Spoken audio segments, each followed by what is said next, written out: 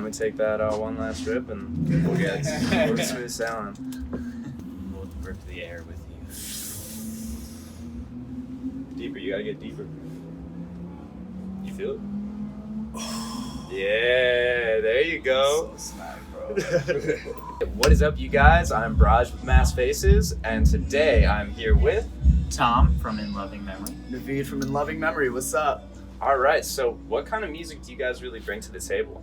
Ooh, that's a Good good question. question. I mean, it's funny because if you asked us like a year or two ago, because you know our older stuff, if you guys listen to it, it was a lot more in the lines of like post-hardcore metal, but we still had a lot of poppy elements, like mostly singing with the occasional, you know, heavy riffs, breakdowns, all that stuff.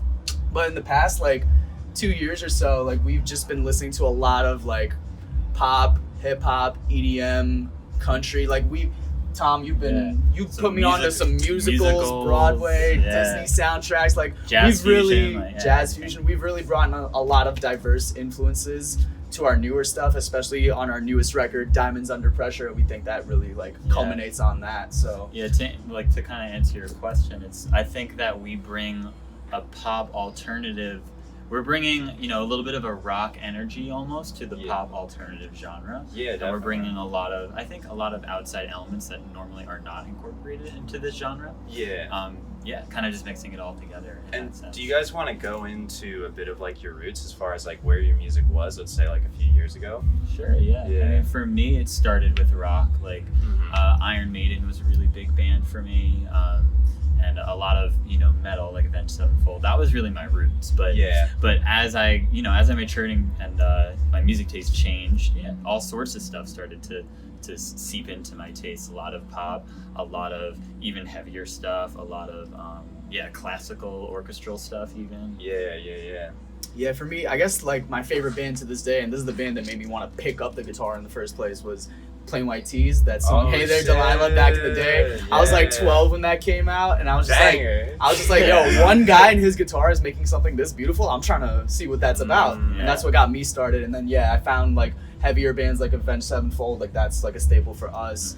And then I found like heavier bands with screaming, like Asking Alexandria, Attack, all that Warped Tour stuff. Like that was totally like when we started as a band about 5 years ago. Like that's the world we were in. Lots of influences from there. So we love the passion and the energy that music has, especially live. You know, mosh pits, everyone's just going ham. Yeah. And like he said, we're trying to bring that energy to the more poppy, like more universally appealing sound that we're striving for now. So I think that once we land that sweet spot, like I would love for us to be like that poppier band, but when we play live, you still have kids like crowd surfing. It's like things that they would not do at any other show for artists that they're listening to. And since you brought up Warped Tour, would you be able to kind of like go into when you guys actually like followed around Warped Tour? Yeah, so sure. 2018, the last cross-country run of the tour. Yeah. About 38 shows, you know, almost over the span of about 7-8 weeks. And you hit up every single one We of them. literally lived out of our van, went to every single show. We weren't playing on the tour. We were literally those guys on the lines being like, yo, you trying to peep this? Like literally like on that, buy my mixtape type shit. Yeah. We left like home. Shoving it in people's pockets. We had like 3,000. We had like 3,000 copies of our CD. We had like string bags and shades with our name and logo on it, because you know, summer festival, people need that equipment. You so need the drip. anything, you need the drip, and we're trying to provide the drip. Yeah. So you know, and that was straight up like the craziest 8 weeks of our lives. Like I got to see a lot of the country for the first time. And we got to meet so many of our fans and supporters who we've only talked to online up until that point. And a lot of our fans, not for nothing, like they were the reason we were able to execute that whole mission with, you know, as much success as we did. A lot of them opened their homes to us, gave us places to crash. Even just every straight up night. donated gas money to us. It was Some really people awesome. brought us big bags of food on like snacks or like supplies. No, it was really eye-opening stuff. summer for us. Yeah, it really showed us all of the support that we really had all over the country that we never knew about, you know, entirely. It was like the most fun but hardworking experience of my life. Totally.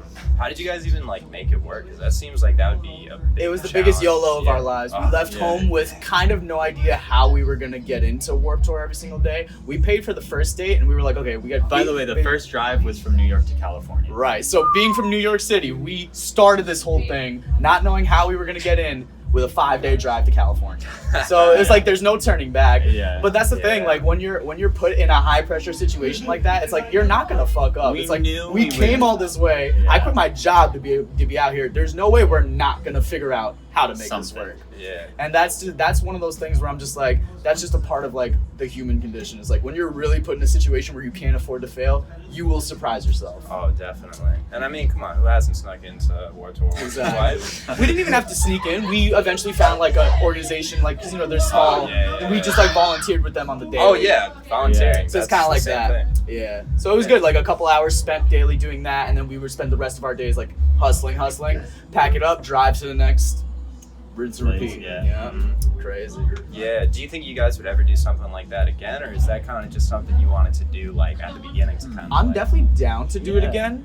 It would definitely be for a different tour. Yeah, we would definitely once we I think we might be ready to do that maybe sometime next year in 2020. Yeah. But we're kind of in a position now because we've rebranded almost entirely with a new sound, new image, new mission as artists. We're kind of restarting locally. Like we want to rebuild our local presence because now, you know, even though we live like the fact that we live in New York City, one of the biggest cities for culture, music, you name it. Yeah. I realize now, like with the sound that we have, there's so many more people that we can access with our sound. So it's like, yeah, even though we have toured, even though we have, you know, been out there, it's like, okay, like it's kind of humbling to be like, okay, we got to grind back on square one. Yeah. So that's been very humbling in a lot of ways. Mm-hmm. In fact, this venue we're playing at right now, Revolution in Long Island, our first show as a band was here. Yeah. Oh shit. Yeah. How was your first show here? Because I feel like this is the easiest venue to play. It's some of our best shows were here. Yeah. We both. Yeah. Like I was in a band before this, and that band played here a bunch, so we probably this venue's especially home for you. Yeah, we've had, I guess I had some existing relationships with people here or promoters and booking units that worked here.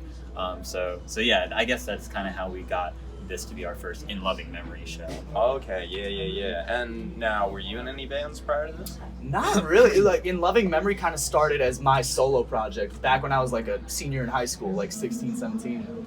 And at that for point, a while, was it like more band work? It's funny because it's still, the music sounded like it was bands like drums, guitars, bass vocals. Yeah. I kind of just recorded songs with like friends of mine who were producers, like, and I was just putting out covers on YouTube, putting out a couple of songs and whatever. And Tom and the other guys who used to be in our band, they actually found me through that YouTube channel, like through my covers, and that's how we linked up 5 years ago. And my previous band kind of disbanded and joined In Loving Memory. Became In Loving Memory. And that just shows like the power of the internet, you know? Like even though we live like about 40 minutes apart, like it's no mutual friends. I didn't meet him at a show. It was just completely through the internet. Yeah. No, I feel that. But I noticed that you guys brought up other members of the band. So what's the situation with the other members of the band? Like they both left in 2018 just because, you know, that when conversations started coming up of like, yo, we're really trying to like hop in our van and follow Warped Tour and really make these big sacrifices to ultimately elevate this band to the next level. And when you start making bigger sacrifices, it kind of shows like who's really about it and who isn't. And no what's the word, resentment, you know, because you have to be crazy to want this shit. Like I truly believe to take a music career from the ground up all the way to the top, you have to be crazy to go through every step of the way. But that means you have to want it with that level of ambition. So, you know, if ultimately you're not about it, that's fine. So, you know, throughout the year they both decided to take a step back, and which is totally cool. Yeah, cool. So now moving forward, would you guys be looking for more people in the band? Or? Honestly, creatively and like brand wise, probably not. Yeah, because we were always like the creative core of the band. Like we kind of wrote a lot of the music between the two of us, and we did a lot of the business decisions and things like that. So to be honest, like when it ended up being just us two, it didn't feel like that much had changed. The main hurdle that we had to overcome was like, okay, how are we going to execute shows? But, you know, we figured out a way to do that, which you will see probably in 2 hours. Oh, shit. Well, what about the people who aren't going to see in 2 hours? Well, they might just have to come out to a show and find out, you know? You know what I'm saying? Yeah, no, like, writing our newest record, Diamonds Under Pressure, like was literally just me and him in his basement making music. Like it felt very, very down to our roots in that regard. A very smooth process. Okay. Very smooth. Yeah. Like literally, like our group chat would just be like, "Yo, in this mix, we got it." Like we would FaceTime each other to talk about the mixes because he produces all our stuff. Mhm. So it makes that level of communication and just creative synergy that much tighter. Yeah, and then quicker too. Yeah. And like we already, we did the whole Warped Tour thing. I was sleeping in a van next to this kid for 2 months. You was it? kind of get like this. How was it? Literally and figuratively. I cuddled in my sleep. He does cuddle in his sleep. I didn't mind, but I was like, yo, if I feel a boner, I will punch you. Like I didn't mind that because I'm like, you know what? It's chill. It's 2019. You gotta stay warm. We gotta stay warm. My subconscious In the is summer. trying to In the stay summer warm. evenings, Yeah. in the summer evenings, do what you I gotta was do. sweltering hot. I just wanted a little more body heat. Look, I didn't mind. Sorry. I didn't mind. Okay. Would you guys ever pursue anything further than cuddling? No, I am a heterosexual man. Yes, as am I. I'm a comfortably And this is my good heterosexual friend man. Naveed. My good friend Thomas. Nice. Yeah. Pleasure to meet you. Really. Let us keep our relationship strictly professional and friendship bold. Okay. Okay, we agree. That's good. So when you were on the road, like with Warped Tour and shit, like were you like out there like with a bunch of ladies and shit, like being that band, Ooh. Well, like, see, maybe if we were playing the tour, that could have happened. But like, you're exponentially less cool when it's like, imagine pulling up on a girl, and being like, "So, I'm following this thing. Yeah, I got some CDs in my. You want to buy one? No. Oh. Can I get your number? Oh. No, I'm not playing, but we could still. Oh, you know what I mean? Like that's probably what would happen. Dang. If we actually tried to flex like that, nah, that's probably how it would go down. I was also in a relationship when we were on Warped Tour, so Was that tough? So, it was tough. Yeah. Yeah, it was very tough. It was ultimately one of the reasons that we ended up breaking up. Just because it's hard to maintain that distance, not even physically, but like there's just a distance that's placed between you and a partner when you have something as huge as a band that you're trying to take off the ground. It takes a lot of time, a lot of energy. Yeah. And imagine when we get to that point when we're touring full time, like months and months out of the year, like, and I'm very afraid of like, how am I going to be able to find someone when that time comes who's actually able to stick by you and be patient when knowing what your schedule is like. It takes two very special people to make that kind of long distance relationship work. And we see that all the time in the music industry. I literally find interviews of artists talking about how they navigate their relationships because, like obviously I'm trying to, tour, live this crazy lifestyle, but I'm trying to have some Naveed Jr. someday, you know what I'm saying? Shit, family man. Yeah, I'm a family. I'm a simple man at the end of the day, you know? Yeah. Okay. So then, like, what would you say would be, like, the main thing that, like, got you into music, I guess? Me, I have a pretty funny answer. It's Guitar Hero. Remember the video game Guitar Hero? I forget. That guy. Like, I lightly played piano a little bit as a kid because we had one in the house, but I really didn't care about it all that much. But when Guitar Hero came out, that set the fire. And then Rock Band was drums. When I got got into guitar first through Guitar Hero.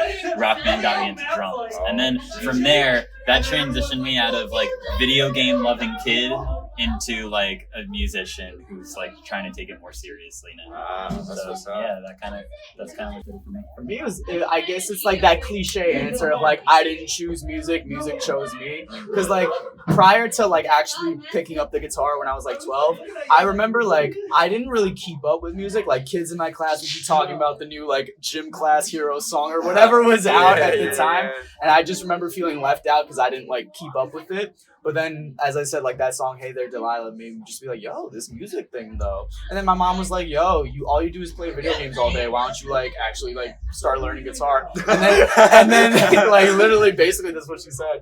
I was like, "Word, I'll give it a shot." And then I kind of just like loved it way more than I ever would have thought, you know. And now here we are. Damn, yeah, that's what's up.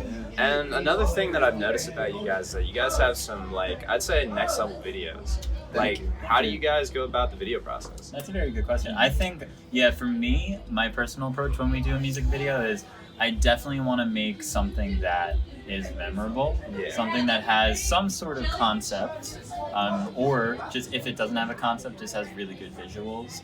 So usually we'll come up with like for Vixen, for example. Yeah. That was a really ambitious concept. Probably our most. Yeah, and we knew that song needed something special and something that was engaging for the whole video. You know, Yeah. like we didn't want you to watch the video for 1 minute and then be done. Like we wanted you to see where it was going.